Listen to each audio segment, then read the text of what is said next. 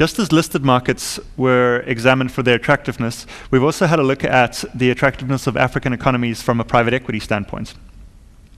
When investors look at which economies may be appropriate for private equity investment, they will certainly consider many of the things we've looked at already, such as GDP growth, the size of the economies, and foreign direct investment.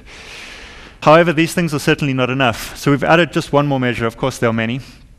But we've added one more measure to help analyze which economies may be useful to have private equity investment in them.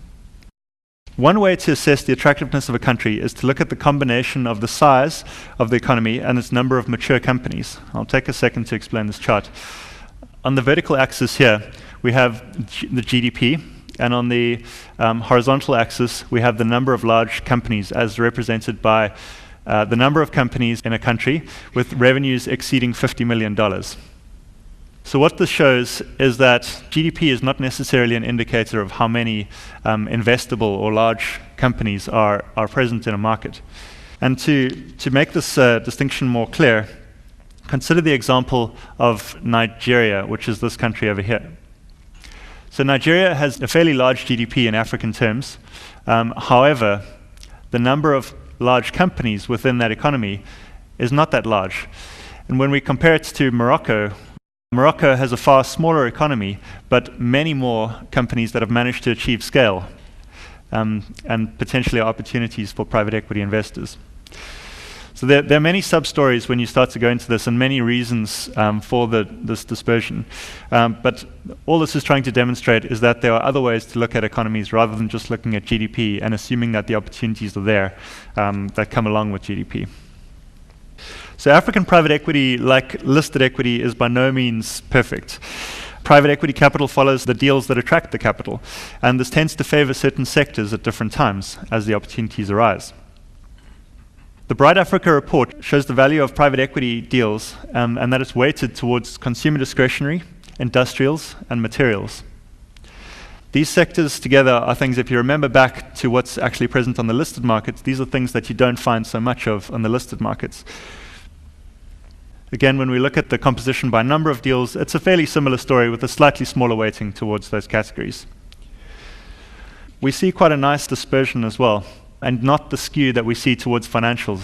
And what I would draw your attention to is that our data set for this report covers the 2006 to 2011 time period, when not a lot of private equity investment has gone into the financial sector. I'm aware that prior to that, a lot more money went into the financial sector. And a lot more of financial sector can be accessed through the listed markets. So private equity is pretty well developed in South Africa, and in certain parts of North Africa as well, but it's just beginning in many parts of the continent.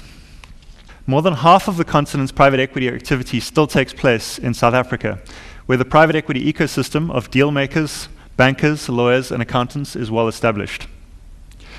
Strong economic growth in West Africa and the sizable emerging population of Nigeria in particular has attracted a large amount of capital and many deals with some high-profile successes and some failures.